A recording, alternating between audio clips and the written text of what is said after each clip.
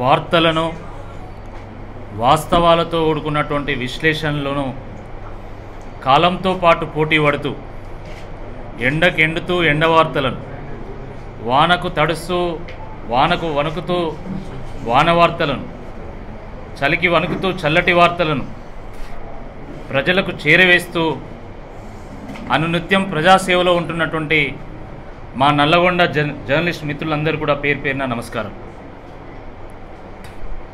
మీకు నాకు మనందరికీ కూడా ఒక కామన్ ఐడెంటిటీ ఉంది. ఈ ఓరుగల్లు, నల్లగొండ, ఖమ్మం ఇక్కడ పుట్టడం ఒక వరం, ఒక అదృష్టం. త్యాగము, తిరుగుబాటు, తెగింపు మన బ్లడ్లోనే ఉంటాయి, మన డిఎన్ఏలో ఉంటాయి. నాయకత్వం అనేది ఒకరు నేర్పాల్సినటువంటి అవసరం లేదు. సహజంగా నాయకత్వ లక్షణాలు ఇక్కడ పుట్టినటువంటి ప్రతి బిడ్డకు ఉంటాయి, ఈ మట్టిలో పుట్టినటువంటి ప్రతి వ్యక్తికి ఉంటాయి. ఈ గాలిలో, ఈ నేలలో, ఈ నీటిలో ఆ తత్వం ఉంది. ఈరోజు ఈ తెలంగాణలో, ముఖ్యంగా ఈ ప్రాంతంలో ఒక మంచి నాయకత్వాన్ని అందించాల్సినటువంటి సమయం ఆసన్నమైంది. ఆ సందర్భం ఏర్పడ్డది. తెలంగాణ ప్రజలు ఏరి కోరి ఎంచుకొని మరి 6 గ్యారంటీలను నమ్మి, 420 హామీలను నమ్మి 2 పర్యాయాలు కేసీఆర్ గారికి అవకాశం ఇచ్చాం కదా, ఒక్కసారి వేరే వాళ్ళకు అవకాశం ఇద్దామని చెప్పి కాంగ్రెస్ పార్టీని ప్రభుత్వంలోకి తీసుకురావడం జరిగింది. కానీ దురదృష్టకరమైనటువంటి విషయం ఏంటంటే, వాళ్ళు చెప్పినటువంటి డిసెంబర్ 9 వాయిదా పోయింది, 100 రోజుల వాయిదా పోయింది, 150 రోజులు గడుస్తున్నా కూడా ఏ ఒక్క హామీ కూడా ప్రభుత్వం ఇప్పటివరకు సంపూర్ణంగా అమలు చేయలేదు. ముఖ్యంగా నిరుద్యోగులకు సంబంధించి జాబ్ క్యాలెండర్ను ప్రకటిస్తామన్నారు, కానీ ఇప్పటివరకు ప్రకటించలేదు. జాబ్ నోటిఫికేషన్స్ ఇస్తామన్నారు, దాని ఊసు లేదు. నిరుద్యోగ భృతి 4000 రూపాయలు ఇస్తామన్నారు, దాని మీద చర్చ లేదు.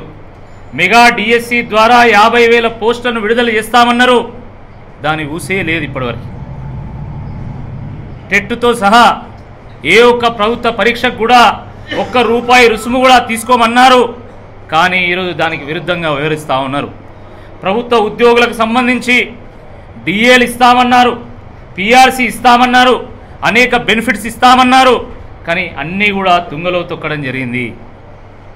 ఇటువంటి ఈ నేపథ్యంలో ప్రశ్నించే గొంతును, పోరాటం చేసేటువంటి నాయకత్వాన్ని మండలికి పంపించాల్సినటువంటి అవసరం ఉంది. ఈరోజు ప్రజలు ఏరుకోరి కాంగ్రెస్ ప్రభుత్వాన్ని తీసుకొచ్చుకున్నారు కాబట్టి, ఒకవేళ ఎమ్మెల్సీగా కాంగ్రెస్ అభ్యర్థి ఎన్నికల్లో ఓడిపోయినా కాంగ్రెస్ ప్రభుత్వానికి వచ్చేటువంటి ముప్పు ఏమీ లేదు. కానీ ఒకవేళ బీఆర్ఎస్ అభ్యర్థిగా ఉన్నటువంటి నేను గెలిస్తే ఈ విద్యావంతుల పక్షాన, నిరుద్యోగుల పక్షాన, సబ్బండ వర్గాల పక్షాన, తెలంగాణ పక్షాన పోరాటం చేయడానికి ఒక ప్రశ్నించే గొంతును, పరిష్కారం చూపేటువంటి నాయకుడిని మండలికి పంపించినట్టయితే అని చెప్పి ఈ సందర్భంగా గుర్తు చేస్తున్నాం. మిత్రులారా, పట్టభద్రుల ఎన్నిక సాధారణ ఎన్నికలతో పోలిస్తే చాలా భిన్నంగా ఉంటుంది, ఎంతో ప్రత్యేకమైంది. దీనికి ఎంతో ప్రాముఖ్యత ఉంది, ప్రాధాన్యం ఉంది. ఎందుకంటే దీంట్లో కేవలం విద్యావంతులు, మేధావులు మాత్రమే ఎంతో విజ్ఞతతోని, విచక్షణతోని, వివేకంతోని ఆలోచించి మరీ ఓట్లు వేసి ఒక మంచి తీర్పునిస్తూ ఉంటారు. ఆ తీర్పు ఎప్పటికి కూడా సమాజానికి ఒక దిక్సూచిగా నిలుస్తూ ఉంటుంది. గత పరంపర చూసినట్టయితే ఒక చుక్కా రామయ్య గారు కానీ, ఒక ప్రొఫెసర్ నాగేశ్వర్ కానీ, ఒక డాక్టర్ రాజేశ్వరరావు గారు కానీ, ఒక ఎల్ఎస్ రాజు గారు కానీ, ఒక రామచంద్రరావు గారు కానీ, ఒక కపిలవాయి దిలీప్ కుమార్ గారు కానీ, లేదా డాక్టర్ పల్లా రాజేశ్వర రెడ్డి గారు కానీ, పార్టీలు ఏవైనా పట్టభద్రుల ఎన్నికల్లో పట్టభద్రులు చాలా విచక్షణతోని ప్రతిసారి కూడా మంచి విజనరీస్ని, థింకర్స్ని, ఇంటెలెక్చువల్స్ని, మంచి ఎడ్యుకేటెడ్ని, సమాజానికి ఒక ఆదర్శంగా నిలవగలిగే వాళ్ళను, ప్రజలకు ఒక ఉదాహరణగా నిలబడేటువంటి వాళ్ళను, సమాజంలో సంక్షోభం ఏర్పడ్డప్పుడు ఒక దారి చూపగలిగే సత్తా ఉన్నటువంటి వాళ్ళను ఎంచుకొని మరీ గెలిపిస్తూ ఉన్నారు. తప్పకుండా ఈసారి కూడా ఆ పరపరనే కొనసాగిస్తారని మాకు పూర్తి నమ్మకం ఉంది. ఎందుకంటే మండలి ఒక పెద్దల సభ, మేధావుల సభ. పెద్దల సభకు మేధావులను పంపిస్తారు తప్ప మోసగాళ్ళను పంపించరని చెప్పి మేము భావిస్తూ ఉన్నాం. మిత్రులారా, నేను ఒక బిట్స్ పిలానీ గ్రాడ్యుయేట్ని. నేను గోల్డ్ మెడల్ సాధించి అమెరికాకు వెళ్ళి 7 ఏళ్ల పాటు సిటీ బ్యాంక్లో ఫేస్బుక్లో పనిచేసిన తర్వాత పుట్టిన గడ్డ రుణం తీర్చుకోవాలి, మన ప్రాంత ప్రజలకు సేవ చేయాలి, కాకతీయుల కోట అయినటువంటి ఈ తెలంగాణ పూర్వోభం సంతరించుకోవడంలో నా వంతు ఉడతాభక్తి పాత్ర నేను పోషించాలనేటువంటి ఉద్దేశంతో నేను 2013లో వచ్చి రాజకీయాల్లో చేరి నేను చాలా కాలం పాటు ప్రతిపక్ష పార్టీలో ఉండి ప్రజా సమస్యల మీద నిర్మాణాత్మకంగా నేను పనిచేయడం జరిగింది. సమస్యల మీద పోరాటం చేసేటువంటి ప్రయత్నం చేయడం జరిగింది. ప్రభుత్వం యొక్క దృష్టిని ఆకర్షించేటువంటి ఒక ప్రయత్నం చేయడం జరిగింది.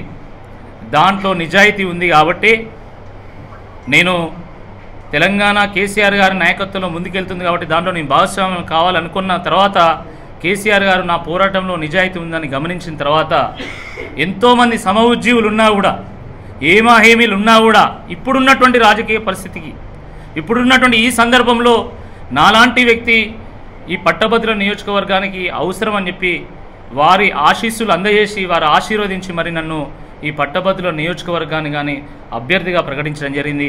వారికి నేను ఎన్నిసార్లు కృతజ్ఞత చెప్పినా తప్పలేదు. ఎందుకంటే 3 రాష్ట్రాల సరిహద్దుల్లో 34 నియోజకవర్గాల్లో ఎన్నిక జరుగుతుంది. ఆ నియోజకవర్గంలో నాకు ఒక గొప్ప అవకాశం ఇవ్వడం జరిగింది. మొన్న ఒక ఆయన అంటుండు, నువ్వేమిస్తావు అసలు, నువ్వు ఎన్నికల్లో పోటీ చేస్తావు అని అంటుండు.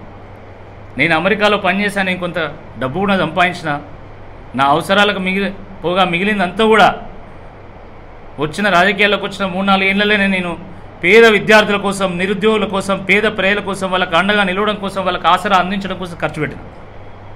నా దగ్గర ఇప్పుడు ఏమీ లేదు ఇవ్వడానికి. కానీ నేను ఒకటి చెప్పదలుచుకున్నా, రేపు ఎమ్మెల్సీగా గెలిచిన తర్వాత తప్పకుండా గెలుస్తా. ఎందుకంటే ప్రజలు ఎప్పుడు కూడా మంచి వాళ్ళని గెలిపిస్తారు. నాకు సంపూర్ణమైనటువంటి ఒక విశ్వాసం ఉంది, తప్పకుండా నేను గెలుస్తాను. గెలిచిన తర్వాత నాకు ప్రభుత్వం అందించేటువంటి వేతనము, గౌరవ వేతనం ఏదైతే ఉందో అది ఎంతైనా కూడా ప్రతి రూపాయి కూడా విద్యార్థి నిరుద్యోగుల యొక్క సహాయ నిధిని ఏర్పాటు చేసి దానికి అందిస్తా. పేద విద్యార్థులు, నిరుద్యోగులు, కాంపిటేటివ్ ఎగ్జామ్స్కి ప్రిపేర్ అవుతున్నటువంటి వాళ్ళు, కోచింగ్ సెంటర్లో ఫీజులు కట్టలేక ఇబ్బంది పడుతున్నటువంటి వాళ్ళు, గ్రంథాలయాల్లో రోజుల పాటు తరబడి చదువుకుంటున్నటువంటి వాళ్ళు, హాస్టల్లో ఉంటూ ఇబ్బంది పడుతున్నటువంటి వాళ్లకు ఆసరగా నిలవడానికి ఆ డబ్బును నేను వినియోగిస్తాను. ఎమ్మెల్సీగా నాకు వచ్చేటువంటి ఫండ్ను కూడా గ్రంథాలయాల అభివృద్ధికి, విద్యార్థుల సంక్షేమానికి, నిరుద్యోగుల సంక్షేమానికి కూడా నేను ఖర్చు పెడతా అని చెప్పి ఈ సందర్భంగా నేను గుర్తు చేస్తూ ఉన్నాను. నేను ప్రశ్నించే గొంతు, నేను ప్రశ్నించే గొంతు, నేను ప్రశ్నించే గొంతు అని చెప్పి ఒక ఆయన గొంతు దించుకుంటున్నాడు. సరే, మీరు నిజంగా ప్రశ్నించే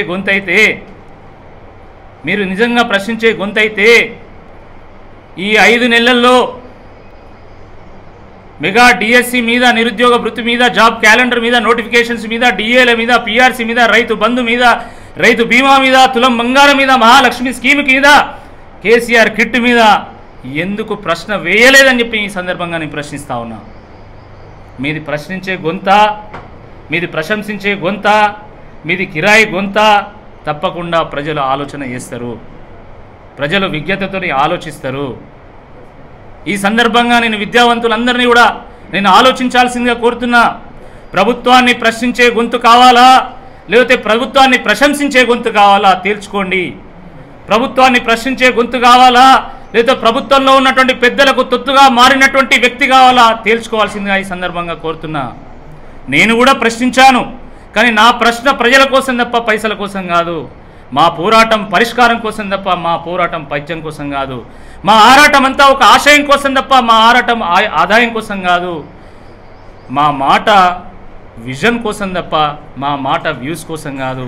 ఫేస్బుక్లో, యూట్యూబ్లో లైక్ల కోసమో, షేర్ల కోసమో, కామెంట్ల కోసం మేము రాజకీయం చేయం. మేము ప్రజల యొక్క కష్ట సుఖాలు షేర్ చేసుకోవడానికి, వాళ్ళ యొక్క అభిమానాన్ని చూరవని ముందుకెళ్ళడానికి, సమాజాన్ని ముందుకు తీసుకెళ్లడానికి మాత్రమే రాజకీయాలు చేస్తామని చెప్పి ఈ సందర్భంగా గుర్తు చేస్తున్నాం. మరిన్ని వీడియోస్ కోసం ఛానల్ ని సబ్స్క్రైబ్ చేయండి, లేటెస్ట్ అప్డేట్స్ కోసం వాట్సాప్ ఛానల్ ని ఫాలో చేయండి అండ్ లింక్ డిస్క్రిప్షన్ లో ఉంది.